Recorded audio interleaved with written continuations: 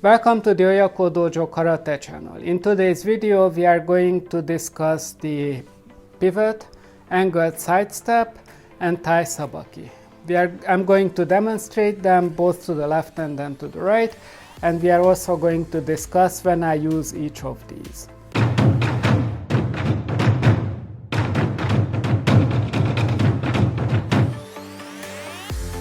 First, we are going to review what the pivot, the angled sidestep, and Tai Sabaki looks like. First is pivot. Pivot simply means turn around the foot, typically the front foot. So this is a left pivot and this is a right pivot.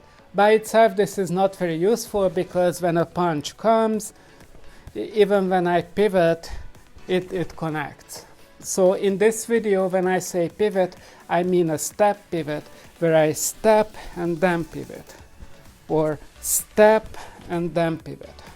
Angled sidestep. If you want to know the details of the angled sidestep, we have a video on this, but essentially it's a sidestep that takes an angle. So from here I'm taking an angle, or to the other side.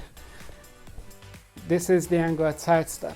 Angled sidestep doesn't have to be offensive, it can also be defensive. Finally, Tai Sabaki. So in case of a Tai Sabaki, when an attack comes, I'm blocking and turning out of its way. It's very similar to the pivot. On the other side, it's symmetric. So when the attack comes, I step and pivot.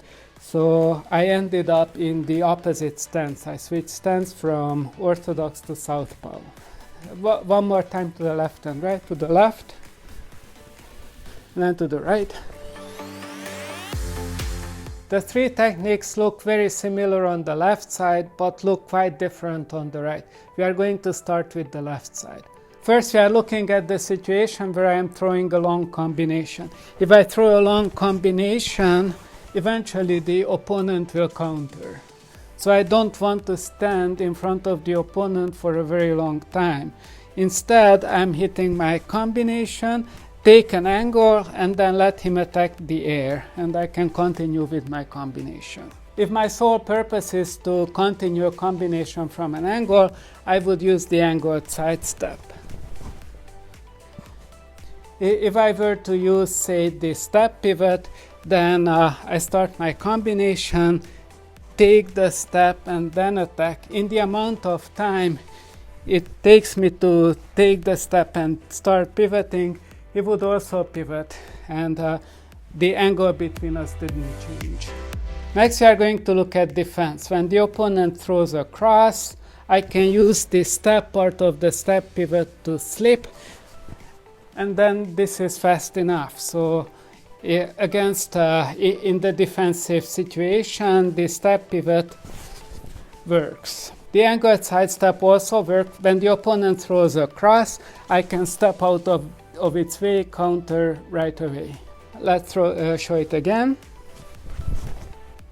And finally, Tai Sabaki works the same way as the step. The opponent throws a cross, and I'm stepping and I'm pivoting out of the way with Tai Sabaki. I can also add the counter, so the opponent, and I can counter.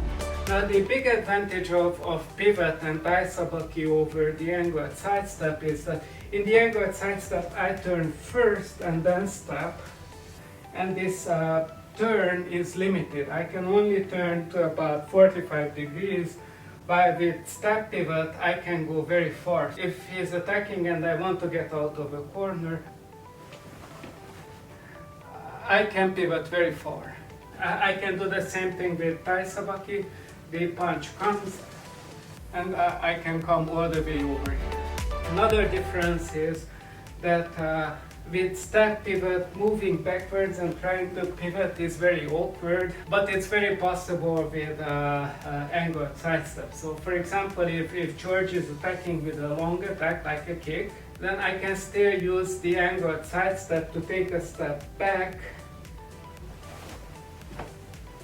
and counter right away. We have a video on how to defend front kicks, if you're interested in more detail. Next, we are going to continue with the right side. On the right side, these three techniques are very different. Let's start with the attacking. I am doing my combination and I want to take an angle because after 3 shots he is likely to counter.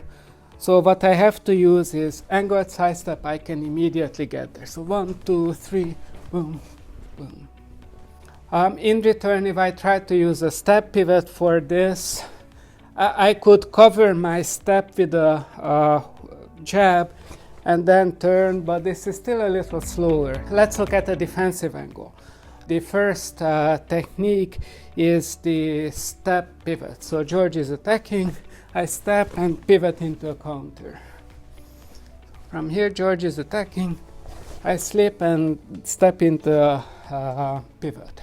Next up is angled side step. So George is going to attack me with the jab again, and I can get out of the way. Sometimes I actually parry with my other hand. So when the punch comes, I parry it with this hand, but attack with this one.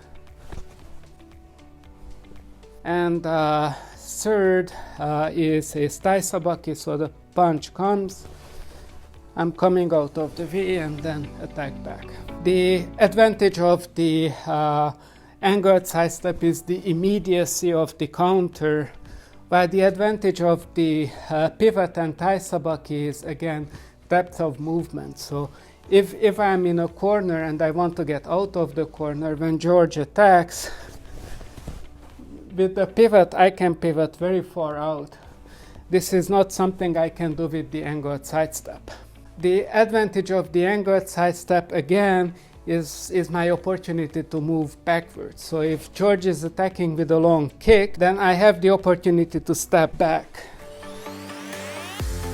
Okay, so when do I use each of these techniques? When I'm on the offensive and I want to change angle to avoid counters, then I'm going to use angled side step. So from here, 1, 2, 1, 2. Or from here, 1, 2, 1, 1, 2. If you try to use pivots, that would be too slow. Now when I'm on the defensive, I still like using the angled side step. When George punches, I'm actually blocking it, pulling it down and coming in with an angled side step. Similarly to the jab, when the jab comes, I pull it down and come back with the counter. So let's show that again. And to the other side. When George comes with a very large attack, like a kick, I still use the angled side step and I use the body rotation to get out of the way of the attack. So let's show that. And again, it doesn't have to be a kick. It can also be a punch where he's stepping in. Let's show that too. When he's stepping in, I step back with the angled side step. So instead of stepping up, I'm stepping back. I'm using pivots when I have to get out of the corner. I'm here and George is attacking. I can slip and come out with a long pivot. Okay, I use Tai Sabaki when I want to catch the opponent's arm. So George is punching and I'm catching the dogi. So again the punch comes, I'm catching it, and now I can move into Tai Sabaki and do my attack. Similarly to the right, when the punch comes and I catch his dogi, I can come in here with Tai Sabaki. Notice how I changed my stance to southpaw. In this case, that's advantageous